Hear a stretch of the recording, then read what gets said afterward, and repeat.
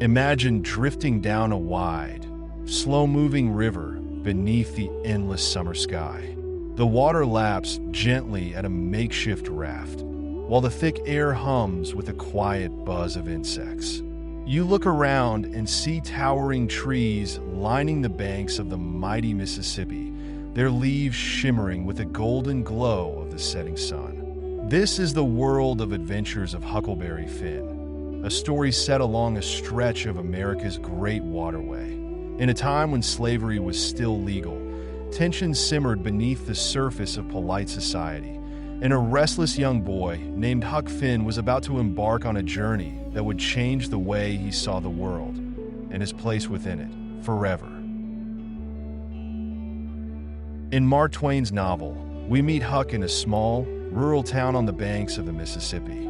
He's a scrappy, independent spirit who doesn't much fancy the rules and manners forced upon him by the adults around him. Huck has already had a bit of fame from a previous adventure with his friend Tom Sawyer, but now he's stuck in a life that he finds dreadfully boring and stifling. He's been taken in by the widow Douglas and her sharp-tongued sister, Miss Watson. They're intent on civilizing him, teaching him to read and write, making him wear proper clothes, sit up straight, and pray before meals. It's a life that looks tidy and respectable from the outside, but to Huck, it's like being forced into a too-tight jacket he can't wait to wriggle out of. He yearns for freedom, pure, unshackled freedom. And as he looks out his window at dusk, listening to the quiet hush of the river, he can't help but feel it calling to him. Yet, Huck's not entirely alone in feeling oppressed by the confines of society. There's Jim, Miss Watson's enslaved man, who dreams of liberty in a far more urgent and desperate way than Huck could ever fully understand at first. It is this unlikely pairing, Huck, a white boy itching to escape civilization, and Jim, an enslaved black man literally owned and restricted by a harsh system, that forms the emotional heart and moral center of the story. Not long into the narrative, Huck's drunken, abusive father, Pap Finn, reappears like a thundercloud rolling in on a clear day. Pap, an illiterate, rage-filled man, is a constant threat to Huck's safety and peace of mind. The old man smells money. Huck, after his previous adventure, has come into a small fortune. Pap wants it. He wants Huck's money, and he wants to keep the boy under his thumb. The widow Douglas tries to gain custody of Huck, hoping to protect him. But the local judge, thinking it's best for a boy to stay with his father, even a terrible one, sides with Pap. Soon, Pap whisks Huck away to a remote cabin in the woods, far from the civilization Huck never much cared for, but now misses when faced with his father's cruelty. In that cabin, Huck is cut off from school, from the widow Douglas, from everything that used to irritate him but also kept him safe. Pap drinks, rants about the government and uppity educated folks, and beats Huck whenever the mood strikes him. Trapped in this suffocating environment, Huck hatches a desperate plan. With cunning worthy of a detective, he fakes his own death. One night, he finds a canoe drifting nearby, loads it with some supplies, kills a pig to leave behind a pool of blood and scattered clues suggesting his murder, and slips away. By dawn, Huck is presumed dead, and he is free, floating down the river to a place he calls Jackson's Island. On Jackson's Island, Huck savors the peace and quiet. He fishes, swims, and lies beneath broad trees, listening to birdsong. He's the very picture of a boy free of all demands. Yet soon, he discovers he's not alone. Jim, Miss Watson's enslaved man, has run away after overhearing that she plans to sell him down the river, farther south, into worse conditions and away from any chance of seeing his family again. This moment changes the tone of Huck's freedom. Jim is a runaway, a fugitive according to the laws of the time. Huck has grown up in a society that insists people like Jim are property. But here is Jim, a kind-hearted, gentle man who shows concern for Huck's well-being, who sees him as a friend and confidant. Conflicted, Huck grapples with what it means to help a runaway. He wonders if he is doing something morally wrong by helping Jim escape. But Huck has a good heart, a heart that doesn't always align with the rules hammered into him. Instead of turning Jim in, he forms a quiet alliance with him. They set off together on a raft, this odd pair drifting through the American landscape. The Mississippi River becomes a character in itself, sometimes calm and comforting, other times unpredictable and dangerous. By moonlight, Huck and Jim talk, getting to know each other as people, not as master and servant. Jim's dreams of reaching the Free States are as expansive as the starry sky above them. Huck, listening to Jim's hopes of buying back his wife and children, finds himself feeling sympathy and a growing sense of moral responsibility. For all Huck's mischief and casual attitude, he cannot help but see the humanity shining in Jim. The raft thus becomes a floating haven, a world where the normal rules of society don't apply, where a white boy and a black man can sit as equals and share their truths. But the river's peace is often short-lived. One of their first big adventures comes when they lose their raft in a terrible fog. Jim and Huck are separated and panic sets in. Eventually, they are reunited, and Jim's tearful relief at finding Huck safe tugs at the boy's heartstrings. Huck tries to play a trick on Jim, pretending nothing happened, but Jim, hurt that Huck would treat their bond so lightly, expresses his disappointment. This is a turning point for Huck. He realizes Jim's feelings matter deeply and that their friendship is something precious, an anchor in a chaotic world. Their journey takes a darker turn when they stumble into feuding families on shore. Huck, seeking help, ends up in the home of the Grangerfords, a wealthy and gracious clan who treat him kindly. He marvels at their artwork and poetry, their refined manners, and the elegance of their home. Yet there's a strange tension in the air.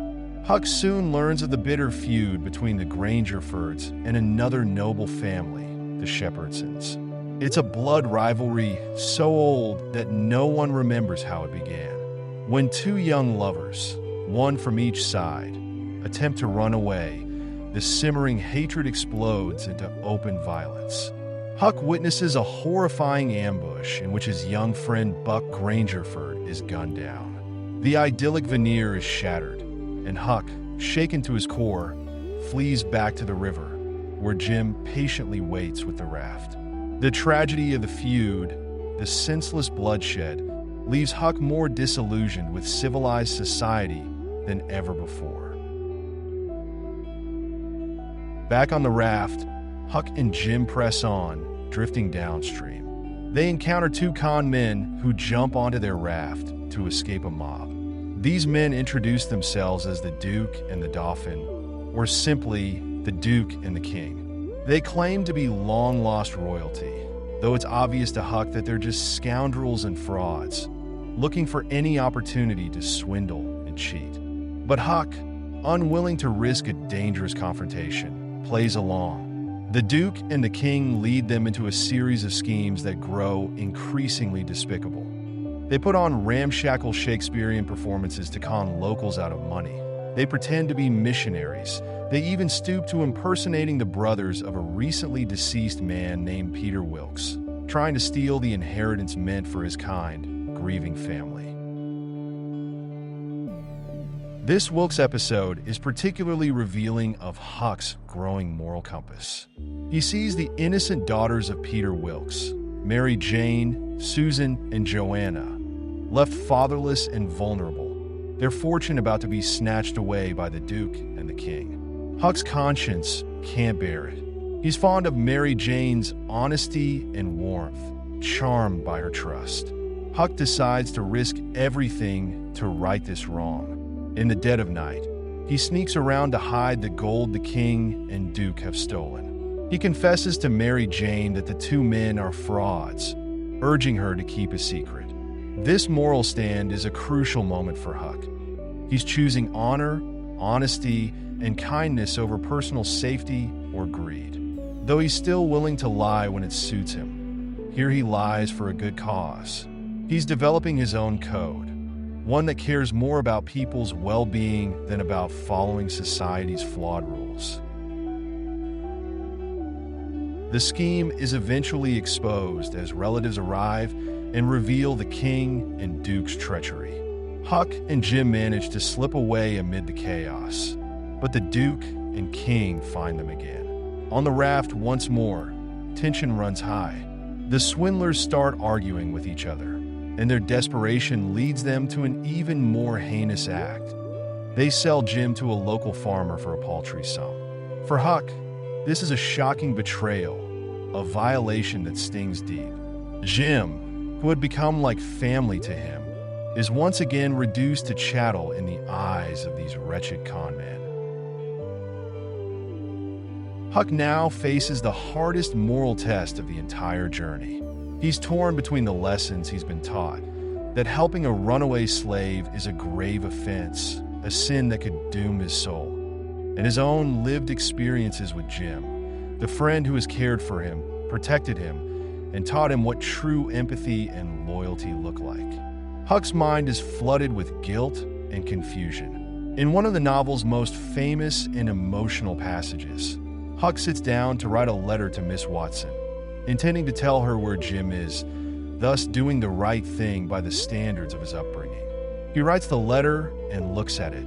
Then he recalls all the moments he shared with Jim, moments of kindness, of humor, of mutual protection. He realizes that turning Jim in would break his heart and go against the goodness he's discovered within himself.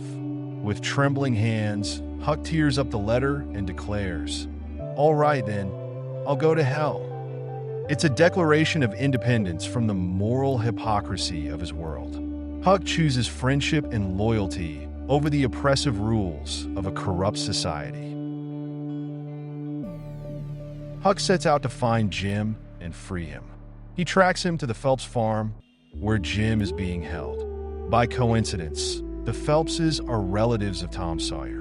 Huck's arrival coincides with the family's expectation that Tom Sawyer himself will be visiting soon. This leads to a strange and ironic twist. Huck pretends to be Tom Sawyer to gain their trust. When the real Tom Sawyer shows up, he goes along with Huck's charade, pretending to be his own younger brother, Sid. Now, while Huck wants to rescue Jim quickly and quietly, Tom Sawyer proposes a grand, elaborate, and needlessly complicated scheme, drawn straight from the adventure novels he loves to emulate. This final portion of the story is often as frustrating as it is revealing. We see Huck, who has grown morally and learned to trust his own judgment, suddenly yielding to Tom's absurd plan. Tom insists on contriving all manner of unnecessary obstacles, spiders in Jim's shed, cryptic messages, a rope ladder baked into a pie, turning a simple liberation into a theatrical farce. Huck, mystified, goes along with it because he admires Tom's style, though he knows full well that Jim's freedom could be secured with far less fuss. This elaborate escape drags on, risking Jim's safety. Tom's childish insistence on making it a proper adventure reveals his immaturity and his privilege. For Tom, Jim's imprisonment is just another game. For Huck, it's life or death for a dear friend. Finally, after much ridiculous effort, they free Jim, but at a cost. Tom is shot in the leg during the escape. Huck and Jim remain by Tom's side, refusing to abandon him. Jim could have run off to freedom right then, but he stays, earning the respect and gratitude of all who witness his act of decency. Only afterwards does Tom Sawyer drop the biggest twist of all. Jim was actually free the entire time. Miss Watson had died and set him free in her will. Tom knew it, but he kept it secret so he could have his grand adventure. This revelation is both liberating and infuriating. It means that all the moral conflict Huck wrestled with, risking damnation to help Jim, was set against a backdrop where Jim's legal freedom was already granted. Yet, on another level, Huck's moral growth stands on its own. He chose to help Jim when he believed it was truly wrong by society's standards. Huck's decision was genuine, born of love and empathy rather than obligation. In the end, Jim is free and Tom recovers from his wound. The Phelps family apologizes to Jim for his treatment, and Jim, ever kind, forgives readily. Huck learns from Jim that the dead man they once found drifting in a house down the river, an earlier and haunting episode, was Huck's own father, Pap Finn. This is a sobering realization. The monster who haunted Huck's life will never harm him again. Huck, however, does not dwell on sorrow. He is too changed, too far along in his personal journey. With Jim free and the threat of Pap gone, Huck finds himself at a crossroads. The ending of the novel sees Huck eager to head out west, away from the constraints of civilized life. The widow Douglas or Aunt Sally Phelps might try once again to civilize him, but Huck has tasted true freedom. He has discovered a personal moral code that transcends the laws of his time. He has forged an unbreakable bond with a friend whom society deemed unworthy. He has seen the hypocrisy, cruelty, love, sacrifice, and complexity that make up human life. The river, the raft, the journey. They have transformed Huck from a careless boy into a thoughtful young man who can think for himself. Throughout Adventures of Huckleberry Finn, the characters are vividly drawn, their complexities revealed in quiet moments and dramatic showdowns. Huck, the scrappy protagonist, is not a perfect hero. He lies, he shirks responsibilities, he can be self-serving. But he grows. He internalizes the pain he sees, whether it's Jim's fear of being sold downriver, Mary Jane's heartbreak, or the slaughtered Grangerfords. He develops a moral compass that points not toward dogma or tradition, but toward empathy and justice. His easy camaraderie with Jim, at first laced with stereotypes and ignorance, becomes a heartfelt friendship that defies the racist logic of the world around them. And what of Jim? In a time and place where few saw him as fully human, we see him through Huck's eyes, a man brimming with compassion, who dreams of reunion with his family, who protects Huck like a father figure, offering wisdom, comfort, and gentle guidance. Jim's very existence as a three-dimensional character was radical for the time. He stands for dignity, resilience, and the essential humanity denied to him by society. His presence challenges Huck, and by extension, the reader, to question the accepted norms that treat any human as property.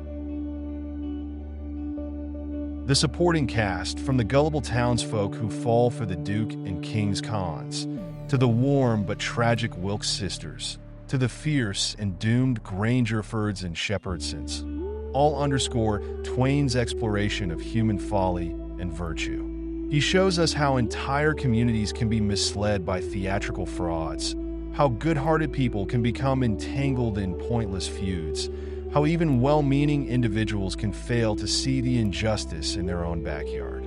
The Duke and King, in particular, highlight the worst kind of opportunism. They thrive on ignorance, prejudice, and sentimentality.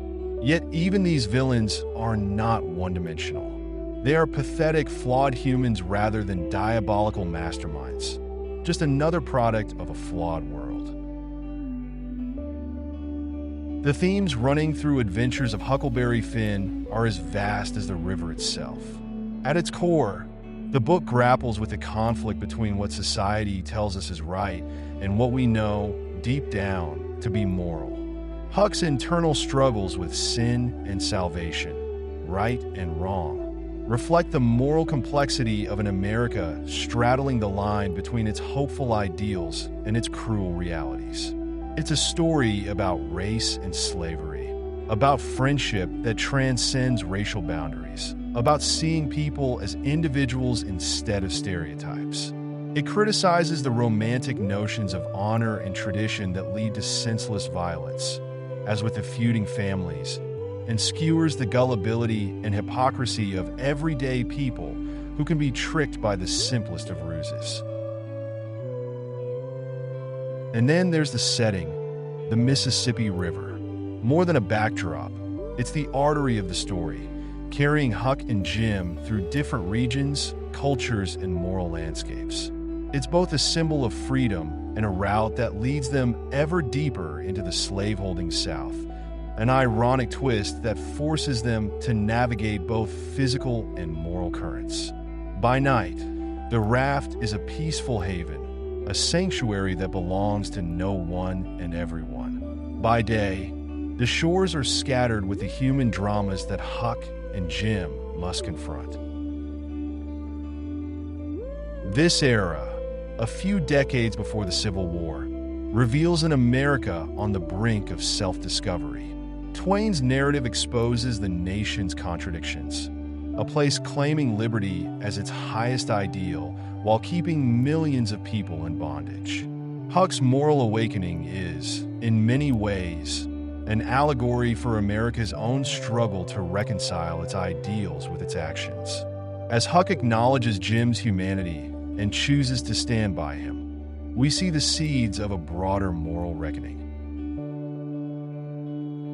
In terms of emotional engagement, the journey forces us to feel with and for the characters. We laugh at Huck's mischievous pranks, cringe at the Duke and King's shameless scams, feel sorrow for the Wilkes sisters who have lost their protector, and reel in horror at the unnecessary bloodshed of the feud. We share Huck's anxiety when he must decide whether to turn Jim in, and we experience relief and triumph when he decides to stand by his friend. By the time we reach the end, we've ridden a roller coaster of emotions: fear, anger, joy, sorrow, confusion, and enlightenment. As the book closes, Huck's final decision to light out for the territory rather than be civilized again resonates with the audience. He wants no part of a world that can't reconcile itself to simple human decency. He'd rather find his own way, trusting in the lessons learned on the raft, guided by the memory of a friend who taught him that sometimes the law, religion, and proper society can be dead wrong, and that listening to one's heart can lead to a more genuine, if uncertain, path. In this summary, we've peeled back the layers of Adventures of Huckleberry Finn, revealing it as both a thrilling boyhood adventure and a profound social commentary. The plot, rich with escapes, disguises, river fogs, family feuds, and con artist schemes, is an exciting tapestry that entertains as it challenges. The characters, led by the introspective Huck and the gentle, determined Jim, make us question our own biases and moral standards.